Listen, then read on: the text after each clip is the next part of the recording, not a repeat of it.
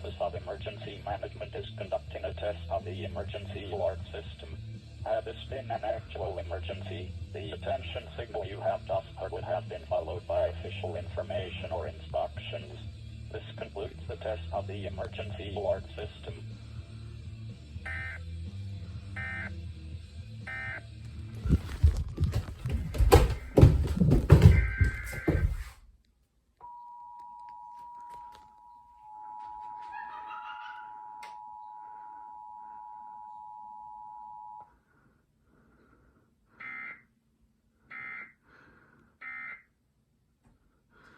Dixon. The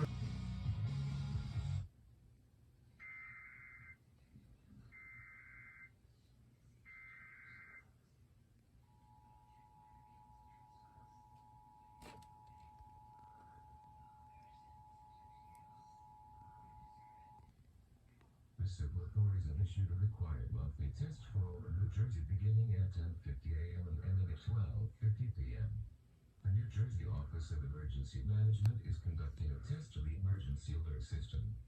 Had this been an actual emergency, the attention signal you have just heard would have been followed by official information or instructions. This concludes the test of the emergency alert system.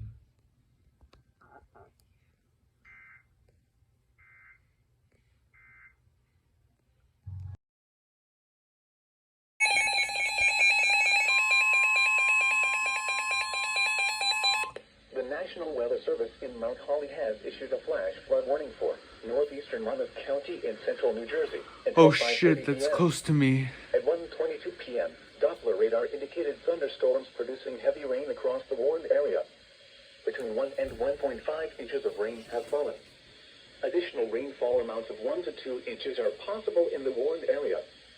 Flash flooding is ongoing or expected to begin shortly. Hazard: flash flooding caused by thunderstorms.